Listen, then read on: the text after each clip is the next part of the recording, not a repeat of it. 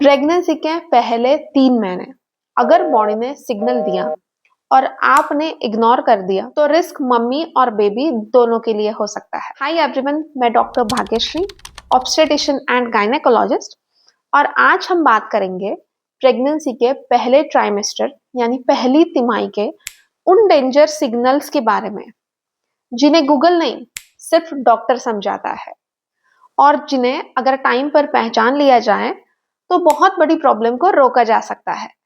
Pregnancy में pen को हम अक्सर ये सोचकर इग्नोर कर देते हैं कि सबके साथ होता है। सबके साथ तो होता है, लेकिन सेफ रहना भी उतना ही जरूरी है। प्रेगनेंसी में ब्लीडिंग, ज्यादा वॉमिटिंग, सीवियर पेन, फीवर, ये नॉर्मल नहीं, वार्निंग सिग्नल्स हो सकते हैं, और आज हम इन्हीं के बारे में डिटेल में बात करेंगे। तो वीडियो एंड तक जरूर देखें, क्योंकि एक भी साइन मिस हुआ तो प्रेगनेंसी का रिजल्ट चेंज हो सकता है। सबसे पहला वार्निंग साइन है वजाइनल ब्लीडिंग।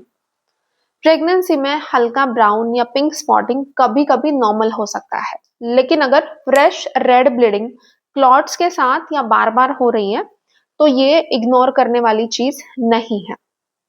ये थ्रेटन एबॉर्शन या एक्टोपिक प्रेगनेंसी का साइन हो सकता है।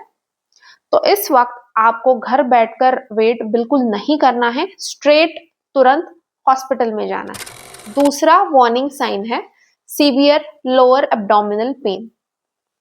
प्रेगनेंसी में थोड़ा पुलिंग पेन नॉर्मली सबको होता है, लेकिन अगर ये पेन आपको एक साइड पे ज्यादा हो, शार्प पेन हो रहा हो, या पेन के साथ साथ आपको चक्कर भी आ रहे हैं, तो समझ लीजिए आपकी बॉडी अलार्म बजा रही है।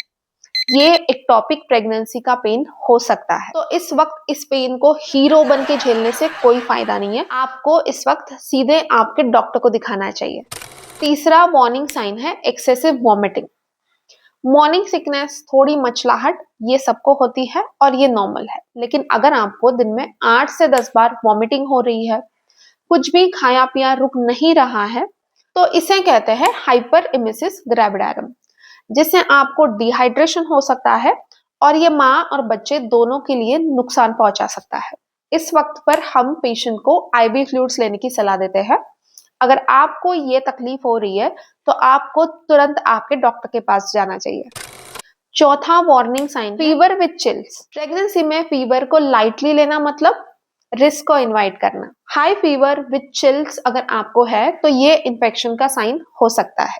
प्रेगनेंसी में बुखार भी बड़ा वीआईपी होता है, तो इसे इग्नोर बिल्कुल नहीं कर सकते, इसका ट्रीटमेंट जरूरी है।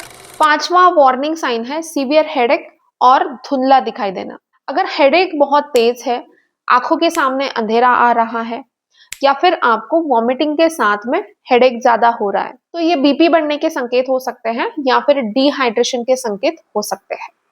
इस वक्त ट्रीटमेंट लेना बहुत जरूरी है, इसको आप इग्नोर मत करिए।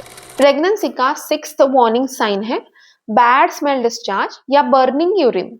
देखिए, प्रेगनेंसी में व्हाइट डिस्चार्ज थोड़ा बढ़ जाता है, जो कि हार्मोनल चेंजेस के कारण होता है, और वो एब्सोल्युटली नॉर्मल है।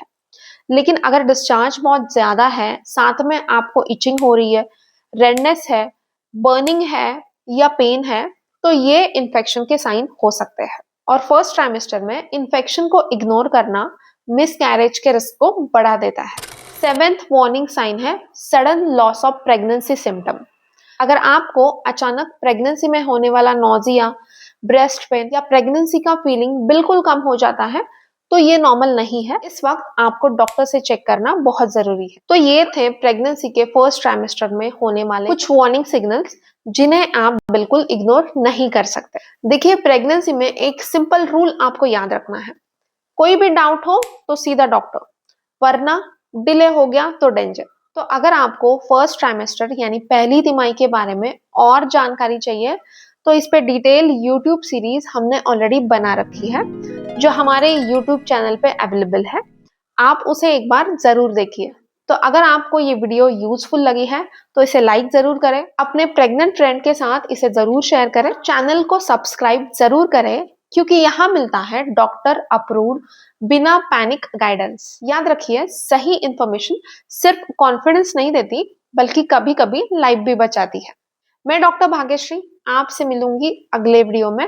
तब तक आप अपना और अपने बच्चे का ख्याल रखिए।